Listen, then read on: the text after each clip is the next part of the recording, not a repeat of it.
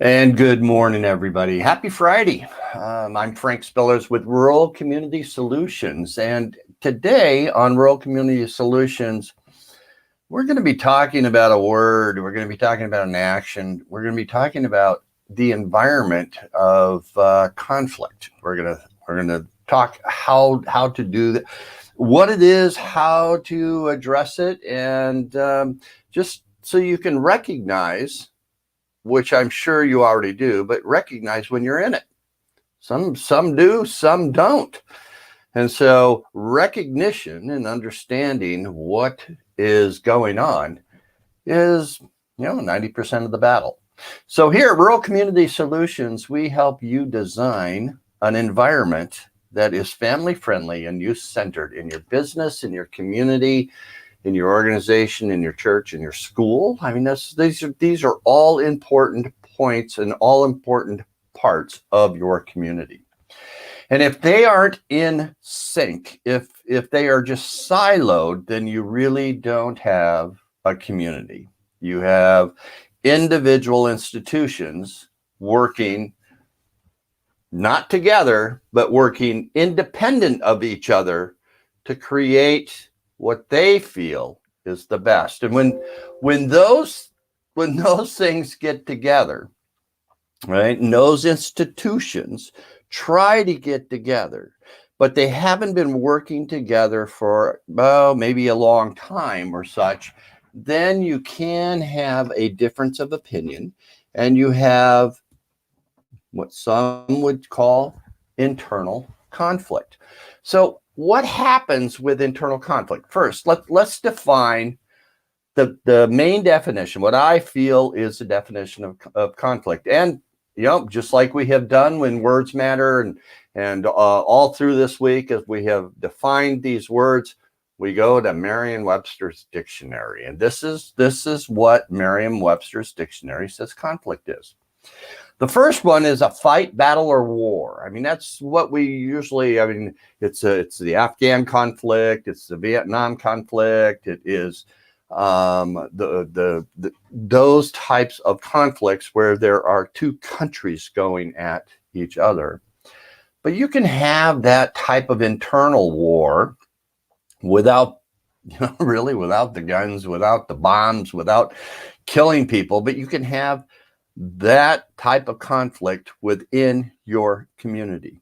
It is an actual war. You're warring on different ideas. You're warring on different ways to go about things. And so then we go to the second definition, and that is a competitive or opposing action of incompatibles.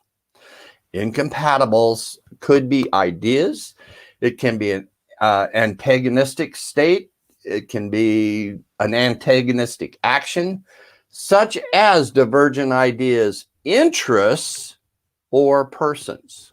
Okay, and so when you're in conflict in your community with different silos and different organizations going in different directions, you don't have a common vision. And so your ideas and your interests are in conflict with each other. And when that happens, you have an unstable environment that you're not attracting people, you're actually chasing people away. And so when you can come together, you can collaborate, when you can learn how to work through that conflict, then you start to build your community.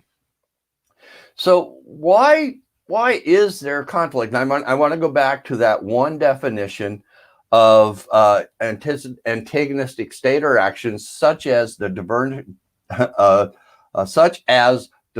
ideas. Sorry about that. Divergent ideas, interests, or persons. Okay, so let's focus on that word interest for just a moment. Okay, because people have conflicts when they take position.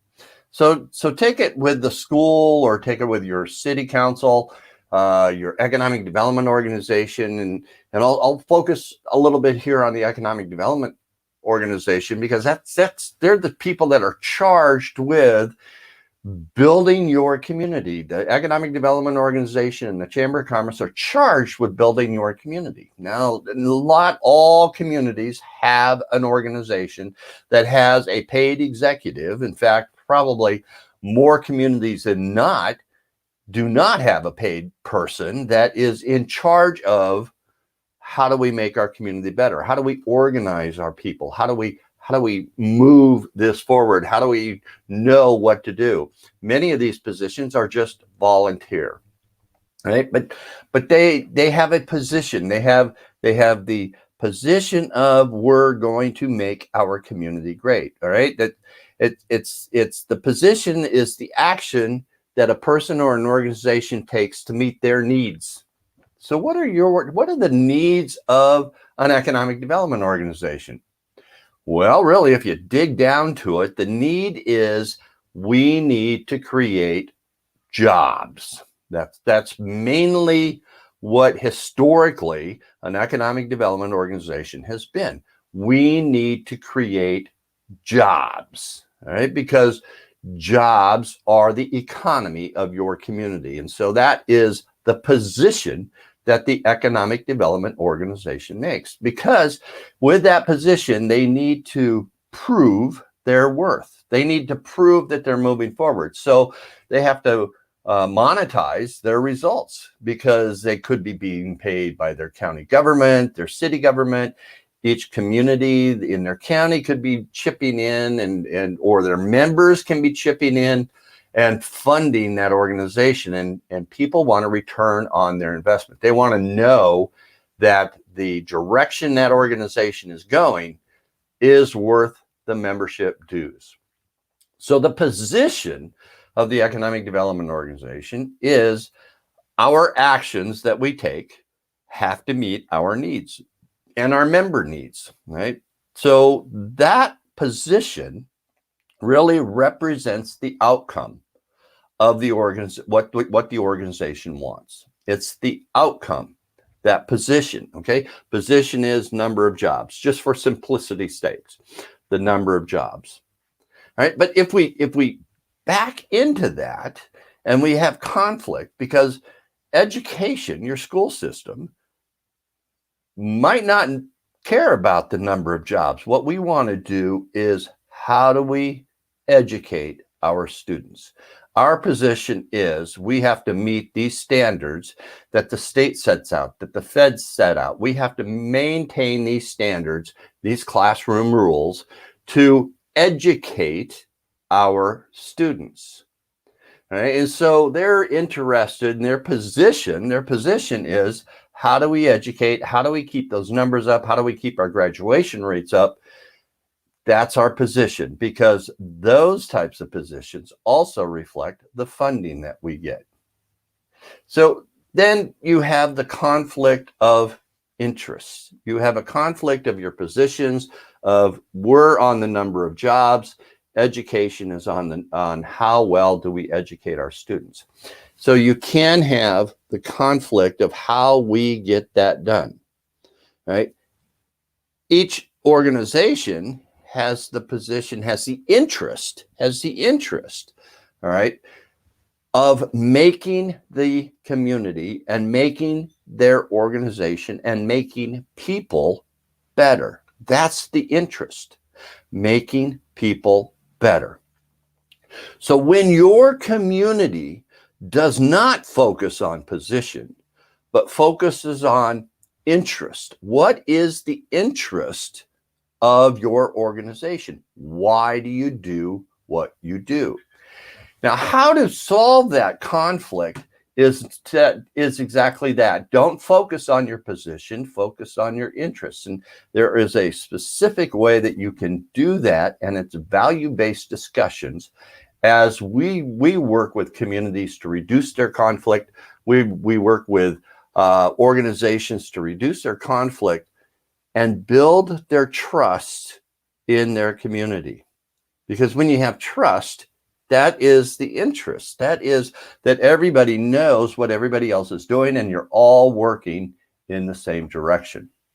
So the art of understanding The art of understanding another person, the art of understanding another organization, of why they think the way they think, is called engagement. It's the art of engagement that we can move through, that we can support that pillar of our engagement that goes along with the pillar of relationship that builds the value of trust. And when your community and your organizations and your entities in your community trust each other, then you start to build that environment that families want to live in, that youth want to be involved, and they will build that system of trust. They will build the environment of trust. You model that with collaboration of your other communities and working together and finding out what their interests are. Then you start to build unity in your region. When you have trust and you have unity, and then you can put together good policy that supports that, and you throw in entrepreneurs that build wealth, you have an entrepreneurial economy that lifts up your community that's good for rural America. So if you want to know more about how you can solve your conflict needs or solve your conflict attitudes and get unity going within your community and within your region, and I mean all unity. I don't mean just the traditional leadership or the people that you meet with or the people with money that are making the decisions in your community. I'm talking about all your families, all your people on the same board, moving in the same direction, and looking at what is the interest of my family. So I'm Frank Spillers with Rural Community Solutions. You can contact me at frank@ghorizons.com or kim@ghorizons.com. If you want to talk to her, you can go to ruralcommunitysolutions.com and look through our 5 institutes that we help to build trust, unity, and an entrepreneurial economy within rural America. So follow us on our YouTube channel at Rural Community Solutions TV. You can follow us on Facebook at Rural Community Solutions, or check out our podcast at anchor.fm/Frank Spillers. Think like an entrepreneur, become a spark plug. So have a great weekend, guys. Stay safe, and we'll